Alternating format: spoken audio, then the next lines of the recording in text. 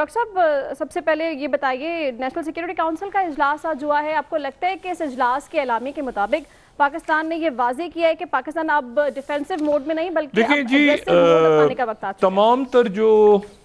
बयानात हैं और जो सूरत हाल है इस वक्त, अमलन जंग छिड़ गई है एक तरह से पाकिस्तान और भारत के दरमियान, क्योंकि जो बात आज पाकिस्तान की जानिब से कही गई है वो ये कही गई है कि जो सिंतास माहदे को मुअत्तल किया गया है भारत की तरफ से यकतरफा तौर पे, उसको किया नहीं जा सकता। और आबी जाहिरियत, इसको पाकिस्तान ने एक्ट ऑफ वॉर करार दिया, यानी एक जंग का उन्होंने एक्ट ऑफ वॉर है ये, ठीक है। और पाकिस्तान का ये कहना है कि ये भारत ने एक आबी जाहिरियत पाकिस्तान पे पानी की जंग छेड़ दी है। तो अब इसके बाद जाहिर है कि ये जो अब इसको ग्रे जोन वॉरफेयर में भी ले सकते हैं हम, जो बाकी तरीक़ाकार हैं जिसमें जो है वो सबवर्जन भी है, उसमें प्रोपेगेंडा भी है, उसमें माशी तौर पे जो है पाकिस्तान ने, दूसरा जो आज पाकिस्तान ने ऐलान किया है वो ये किया है कि तमाम जो भारत की फ़्लाइट्स, उनके जो अपने जहाज़ हैं वो पाकिस्तान की फ़ज़ाओं से नहीं गुज़र सकेंगे और उसके नतीजे में उनको बहुत बड़ा नुकसान होगा, ठीक है, बहुत बड़ा नुकसान होगा फाइनेंशियली। तो ये अब जो जंग है इसके कई तरीके हैं और उन तरीक़ों में से जो मतलब एक तरह से मैंने जैसे पहले कहा कि ये जंग जो है ये अब शुरू हो गई है। अच्छा, अब इसका अगला स्टेप काइनेटिक होता है, क्योंकि जाहिर है कि अगर ये पाकिस्तान ने तिजारती रस्ते भी बंद कर दिए हैं तो इसका मतलब है कि मुकम्मल तौर पे अफ़गानिस्तान के साथ और वस्ती एशिया के साथ भारत कट ऑफ हो गया है। और उधर से भी आज निकाला गया है, कल पाकिस्तानी सफारतकारों को कहा गया है कि आप यहाँ से निकल जाएं, और पाकिस्तानी जो शहरी हैं वो भी, उनसे भी कहा जा रहा है,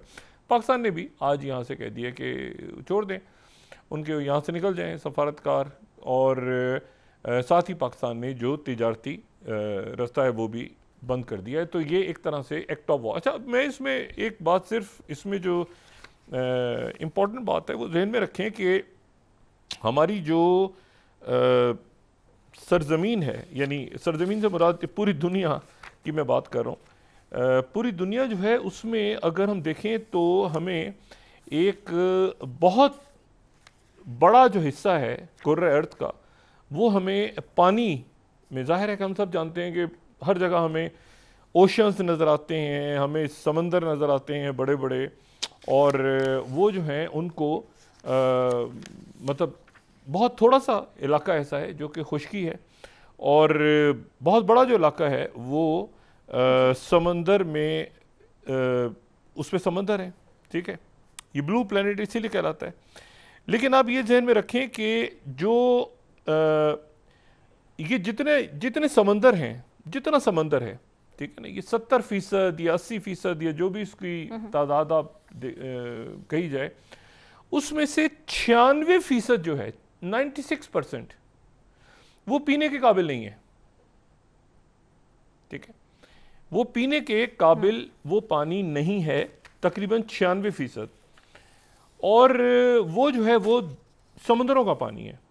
अच्छा, समुद्रों का पानी है तो जाहिर है पीने के काबिल फिर नहीं हो सकता जी। और उसमें अगर हमारी प्रोडक्शन टीम वो दिखा सके जो पाई चार्ट्स हैं और बाकी यहाँ पे, कि वो जो है वो पीने के काबिल वो पानी नहीं है। अच्छा, अब वो चूँकि पीने के काबिल नहीं है तो उसकी वजह से जो बाकी हिस्सा है, यानी कि 2% आप समझें, 2 या 3%, इसको थोड़ा हम बड़ा करें तो हम इसको ज़रा देखते हैं, यानी 96% पानी पीने के काबिल नहीं है, 2% जो है सो उस पर पीने के काबिल है, ठीक है। यानी पूरी जो दुनिया है उसका बहुत बड़ा हिस्सा, 70% से ज़्यादा या 80% या जो भी वो पानी है, और पानी में से 96% समुद्री पानी है जिसको पी नहीं सकते। 2% जो है, इसको अगर हम देखें दोबारा पाई चार्ट को, तो 2% जो है वो सिर्फ पीने का पानी यानी फ्रेश वाटर है। अच्छा, अब वो जो 2% है जो पीने का पानी है, उसमें से भी 87% ग्लेशियर्स की सूरत में है या बर्फ की सूरत में है। यानी 2% का भी 86% जो है वो 87 या 87% वो जो है वो ग्लेशियर्स की सूरत में है, और 12% ज़ेरे ज़मीन है। अब आप यानी समझे, यानी पीने का पानी के 2% का भी जो है सिर्फ 2%, ठीक है, 2% फ्रेश वाटर है, और उस 2% का भी आप अगर नोट करें तो उसमें से भी बहुत बड़ी तादाद में जो है वो तो ज़ेरे ज़मीन है, जो पहले पाई चार्ट हम दिखा रहे थे। अच्छा, अब वो जो बच गया पानी, तो उसमें ज़ेरे ज़मीन है, यानी 12% ज़ेरे ज़मीन है, उसमें से बाकी ग्लेशियर हैं, बर्फ़ है, पिया नहीं जा सकता, बाकी ज़ेरे ज़मीन है, और सिर्फ 1% यानी उस 2% का भी 1%, यानी आप समझे 2% फ्रेश वाटर का 1% दरिया और नहरों की सूरत में है। यानी इससे आप ये अंदाजा लगाएं कि सारी ये पानी ही पानी हमें नजर आता है ना हर तरफ, दरिया, समंदर, झीलें, ये वो, लेकिन उसमें कितना थोड़ा सा पानी ऐसा है जो नहरों में है या दरियाओं में है या वो पीने के काबिल है, ठीक है, बहुत थोड़ा। तो ये पानी जो है इसकी एक जंग है जो छिड़ गई है। इस स्लाइड में भी आप देखें तो आपको बिल्कुल अंदाजा होगा कि 97 ये जो है, इसमें 97 पर ओशन है, पिया नहीं जा सकता, बाकी जो है वो आइस है, और उसके बाद फिर जो आइस है वो मतलब मीठा पानी आप देखें, पीने के काबिल जो पानी जो दरियाओं में निकलता है वो बहुत थोड़ा सा है। अच्छा, ये तो हो गया कि जो यानी पानी किस तरह से दुनिया में जो है वो कितना मौजूद है और कितना जो है वो पीने के काबिल है और क्या सारे हालात हैं। लेकिन इसमें एक मैं आपको और बड़ी इंटरेस्टिंग चीज़ बताऊं कि पानी जो है वो इसी को अगर हम ये फर्स्ट स्लाइड दिखाएं, फर्स्ट स्लाइड अगर हम देखें तो ये और क्लियर हो जाएगा। 96% जो है वो ओशन, सीज और बेज में है, फिर उसके बाद ये जो है ये ग्राउंड वाटर और ये सारी ये डिटेल्स है। लेकिन फिर उसके बाद मैं आपको एक और बड़ी इंटरेस्टिंग यहाँ पे बात बताऊँ कि पानी जो है वो हम खर्च कितना करते हैं। ये एक बड़ी इंटरेस्टिंग हमारे सामने एक स्टडी है,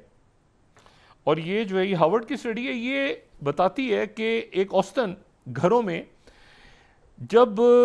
कपड़े धोते हैं तो 20 से 30 गैलन जो है वो पानी खर्च होता है। अच्छा, अगर छोटे लॉन के अंदर पानी दिया जाए तो 30 से 40 गैलन, कार धोई जाए तो 30 से 40 गैलन, और एक शख्स को गुस्ल ले तो 30 से 40 गैलन, ये पानी का जो हर रोज घरों में इस्तेमाल होता है। और फिर उसके बाद जो अशिया पैदा होती हैं उनमें कितना पानी खर्च होता है। ये बहुत इंटरेस्टिंग बात है, ये बहुत इंटरेस्टिंग बात है कि एक कप ऑरेंज जूस, एक कप ऑरेंज जूस, ठीक है, 7 स्लाइड, एक कप ऑरेंज जूस तैयार करने के लिए 49 गैलन्स ऑफ वाटर खर्च होते हैं। फिर एक कप ऑफ ऑरेंज जूस तैयार होता है। और अगर आप इसमें और आगे चलें तो जो लेटस है वो जो कॉर्न है वो 80 गैलन, ठीक है। और आप हैरान होंगी देख के कि इसमें बीफ स्टेक के लिए जो है वो 1232 गैलन पानी, यानी ये हम जो इस्तेमाल कर रहे हैं ना, मिसाल के तौर पे एक कप दूध के ऊपर जो टोटल पानी खर्च हो रहा है ना, यानी मिलावट का पानी नहीं, वो बनाने में पूरा जो प्रोसेस है जिसमें उसमें 48 ये पानी खर्च हो रहा है। अभी पानी की जंगें शुरू हैं, ठीक है। और पानी की जो पहली जंग है, अभी तक आप देखें कि कई जगहों पे तनाज़ा ज़रूर है पानी के, मतलब मिसाल के तौर पे मिस्र और जो इथोपिया के दरमियान जो है वो पानी के तनाज़े है। वहाँ पे जब से वो उनका ग्रेट डैम बनना शुरू हुआ है, तो उससे पहले तो अंग्रेज़ दौर में उन्होंने मुआहदे तय कर लिए थे जो है वो सूडान ने और मिस्र ने, लेकिन इथोपिया को बाहर रखा था। अब दरिया नील जो है उसके ऊपर एक डैम बन रहा है और ये अपस्ट्रीम है, यानी दरिया वैसे तो हमें अगर हम नक्शा देखें तो ऐसा लगता है कि दरियाए नील नीचे आ रहा है, लेकिन असल में दरियाए नील नीचे नहीं आ रहा है, दरियाए नील नीचे इथोपिया से निकल के ऊपर जा रहा है और उसके किनारे ज़ाहिर है पूरी मिस्र की एक पूरी की पूरी जो तारीख़ है वो पूरी हज़ारों साल पुराना जो तारीख़ है वो मिस्र की वहाँ पे है। इसी तरह से दूसरा जो फड्डा है वो ये है कि दजला फरात का जो झगड़ा है, देखिए दजला फरात का झगड़ा, ये दोनों जो दरिया हैं इराक के, दजला फरात, ठीक है ना, जो टाइग्रस और यूफ्रेटिस, ये दोनों के दोनों दरिया तुर्की से निकलते हैं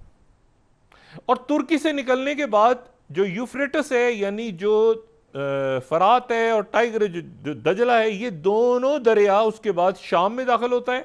एक दरिया, दूसरा जो है वो ये उसके साथ मिलते हैं, दोनों गुजरते हैं सीरिया से, इराक से, और फिर ये जाके शत्तुल अरब में गिर जाते हैं मिलने के बाद ये पर्शियन गल्फ के अंदर।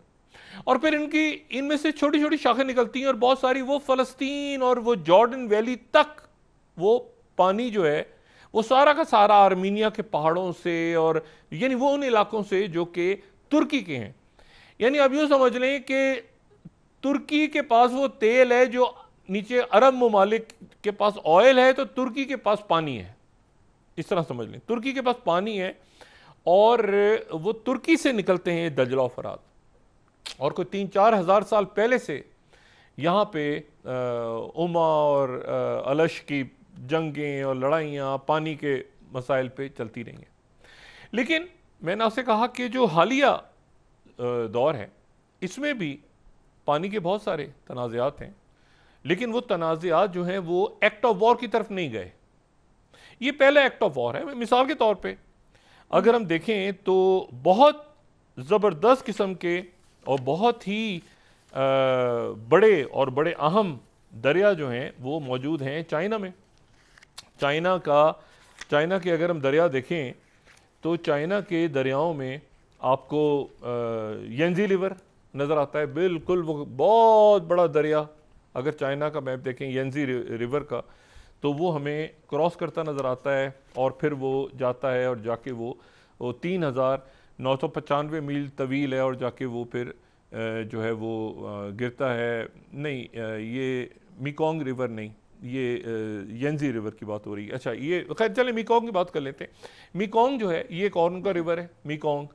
और मेकोंग जो है ये कम से कम 3 मुल्कों से गुजरता है। ये जो है ये लाओस से गुजरता है, फिर उसके थाईलैंड से गुजरता है, और फिर उसके बाद ये नीचे